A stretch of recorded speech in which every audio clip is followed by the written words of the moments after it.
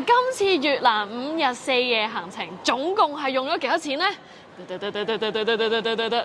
就係咁多啦！會煲仔，咁我今條片咧就主要想講翻我哋5日4夜越南行程郵輪之旅嘅總共使費。咁我咧就將呢個使費咧分為咗3個部分嘅。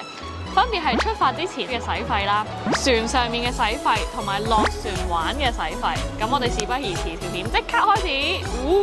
咁第一個部分咧就係出發之前嘅使費啦。我哋咧2個係住露台房嘅，咁我哋2個人咧就夾埋8000蚊港紙一間房，每人就即係4000蚊港紙。咁然之後咧再計埋佢嘅港口費，每人1000蚊。即係話咧，我哋淨係出發之前俾呢個船錢咧，已經要俾5000蚊啦每人。因為我哋係去越南啦，所以咧越南係需要簽證嘅。咁我哋就處理嗰個簽證，我哋就用 e-visa。越南嘅 e-visa 單次進入越南嘅話咧，收費就係25 USD。咁即係圍翻港紙咧，大概196蚊港紙度。嚟到船上高嘅使費啦，你講先。因為咧我咧都有啲唔係幾舒服，所以咧我就冇好熱衷咁樣去玩啲要俾錢嘅使費啦。我哋食都係淨係食嗰3間免費嘅餐廳，都冇額外俾錢去食嘢。咁其實我覺得咧，船上面嘅使費咧係豐儉由人嘅。如果你唔想使錢嘅話咧，係有可能做到1蚊都唔需要出嘅。最重要嘅使費，亦都係大家最想知道嘅使費咧，應該係 WiFi。WiFi 咧佢有計 device 咁樣去用嘅，咁就一個人咧就係272啦，2個人就唔記得咗，因為我3個人係480蚊左右，即係3個 device。咁佢就唔係計人嘅，如果你 log out 咗再 log in 嘅話咧，咁佢都係計一個 account 咁樣，只不過佢唔可以同時咁樣用咯。咁所以我就買咗3個 device，我同我爸媽。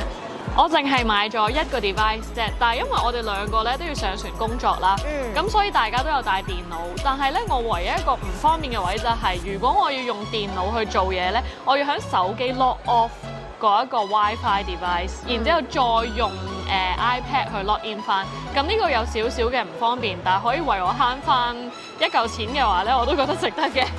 我有工作嘅時候偷偷地使用咗爸爸嗰個 device。爸爸你去玩，唔好玩電話住啦。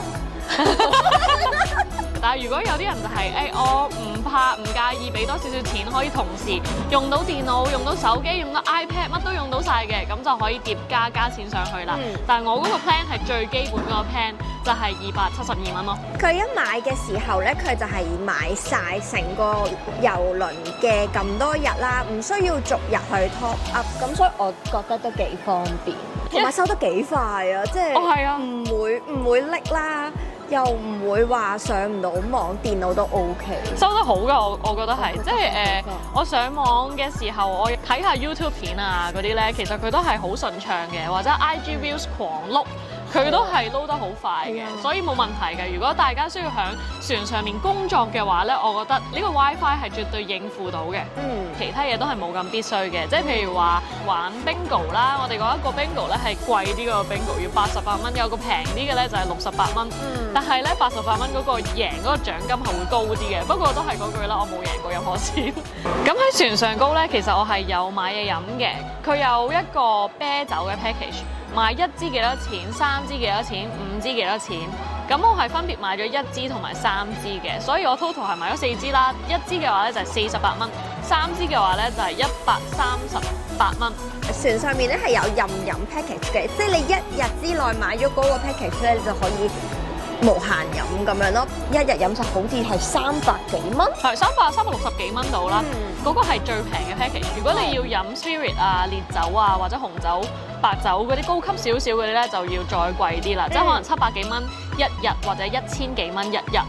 咁我哋覺得飲唔到咁多，所以就冇買啦。其實我覺得咧，佢嗰個啤酒即係最平嗰300幾蚊嗰個 package 咧，係好夠飲㗎。係，即係佢係可以任飲啤酒啦、任飲茶啦、果汁啦、可樂、汽水等等。你全日喎講緊，你1日狂飲爆佢都係300幾蚊，所以我覺得係抵嘅。我都有玩夾公仔，我夾咗1次就10蚊啦。然之後你玩嗰、個撳錢嗰個，我哋叫幸運鎖匙。我睇翻張收據，佢係寫幸運鎖匙。幸運鎖匙咧，我就係大概玩咗4次定5次，就40蚊到。同埋我買椰青，我買咗1個椰青就48蚊。其實我覺得唔算好貴，你喺船上面買椰青係啊，其實唔貴㗎。算好貴船上面我覺得佢唔係話真係 mark up 到我唔會買，即係譬如有時酒店嗰啲使費咧，即係可能呢啲會 mark up 到100蚊，係即係唔會買嗰種程度。但係我覺得船上面嘅收費都係 reasonable 嘅。即係我覺得我48蚊嘅椰青係 reasonable 嘅，結果佢唔使1個鐘，佢就同我降價到25蚊，真係嬲嬲地。唔嬲唔嬲唔嬲！同埋船上面咧有一個必須每一個乘客都要俾嘅，就係郵輪服務費啦。係，我哋5晚嘅郵輪服務費咧就係每人1000蚊港紙嘅。可以到落船嘅使費啦。咁我哋咧，因為我帶住爸爸媽媽啦，咁所以我哋就覺得 book 車方便啲。我哋第一日去峴港嘅時候咧，就有喺 KKday 買咗6個鐘嘅 package，即係佢有分4個鐘、6個鐘或者8個鐘包車嘅包車，包埋司機嗰種 package。咁我哋就買咗273蚊係6個鐘嘅，咁佢就會車到我哋去玩啊，去邊度？總言之，一個電話咧，咁就佢就會翻嚟 pick up 我哋。咁但係咧，我哋就因為時間嘅關係咧，去唔到嗰啲景點啊，所以我哋落地嘅使費咧，就係食咗一個飯啦，同埋去咗一個 supermarket。係。咁我哋咧食咗個超級正嘅海鮮餐。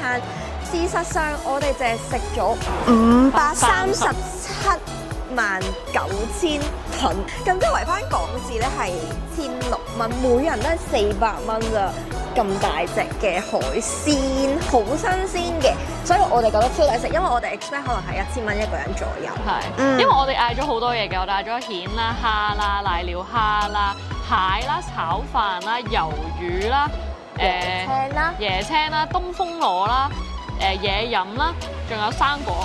食咗超級多嘢，超滿足咁樣。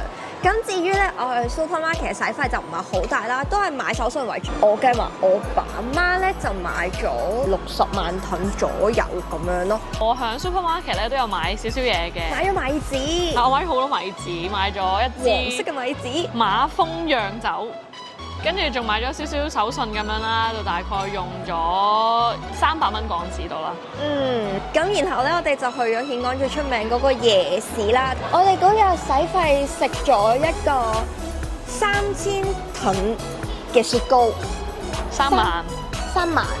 係啊，哦唔係3000，3萬噸，9蚊嘅炒雪糕，9蚊嘅炒雪糕，嗌咗兩個，係啦，跟住仲食咗有苦瓜味嘅杏石榴，同埋飲咗2個椰青。我哋喺夜市大概用咗15萬左右。如果喺下龍灣租車都係6個鐘嘅話咧，咁就係15萬噸，即係475蚊港紙。然後但係我哋坐嘅車係極豪華，7人車，好似上咗嗰啲總統車咁樣，講唔講得㗎？好似仲要係佢俾我個感覺，好似係 bulletproof 咁樣啦，仲要，然之後仲有星空，成件事超豪華，可以坐到。我哋嗰架車應該係可以坐到6個人係嘛？我哋後面仲有2個位。然後咧，我哋都係一樣啦，就行咗個圈之後咧，就去食咗個飯啦。咁大概咧就係67萬噸，即係408蚊。咁下龍灣咧其實就係一個遊客區，所以咧我哋要睇清楚少少張單啦，因為我哋係有俾佢哋收到，原來水又要錢啦，濕紙巾都係錢。好彩咁啱我哋由 Google Translate 睇到佢有一個好奇怪，唔係嗌餸食飯嗰啲錢。咁我哋就同佢據理力爭咗，因為佢本身收咗我哋4份，但係其實我哋根本就冇用到嗰啲濕紙巾，好似攞咗2個。條面好似搞到我哋好度縮咁樣，濕紙巾都唔俾錢呢2個人，唔係咁嘅意思，係因為我哋驚，因為係語言不通嘅問題，所以佢哋屈我哋錢，所以我哋想了解翻清楚先至俾錢啫。所以如果觀眾咧去到越南餐廳用膳嘅話咧，必須要留意下佢哋張單，即係唔好話怕麻煩，即係都需要揾個 Google Translate 出嚟影翻睇翻，到底佢係咪收緊你啱嘅價錢。係。好，跟住之後咧，我哋去咗食椰子雪糕，咁我覺得嗰度都幾抵。好似都係100蚊內，我哋食咗2杯 yogurt 1個椰子雪糕咁樣咯。然後我哋就去咗酒吧。唔係，我哋又去 night market 嘅，不過我哋冇使任何錢。係啊，咁我哋咧就去咗酒吧玩啦。咁佢其實冇講 min charge 定咩，咁我哋 total 就每人1支酒，咁就係200蚊港紙左右。咁嗰日咧係冇入場費嘅，但係佢有寫平時有機會係要收入場費嘅。咁呢個都可以注意下。咁我哋今次越南5日4夜行程總共係用咗幾多錢呢？就係咁多啦！如果大家咧有興趣知道我哋詳細嘅使費，或者我哋去邊間餐廳食飯啦，邊一間酒吧食飯等等咧，都可以 DM 或者留言話俾我聽嘅，咁我都盡量會解答大家嘅。咁同埋如果大家咧有任何去越南旅行嘅疑問啦，或者郵輪嘅疑問咧，都可以喺下面留言話俾我聽嘅。如果中意我嘅片嘅話咧，就記住 CLS 啦。我哋下條片再見啦，拜拜。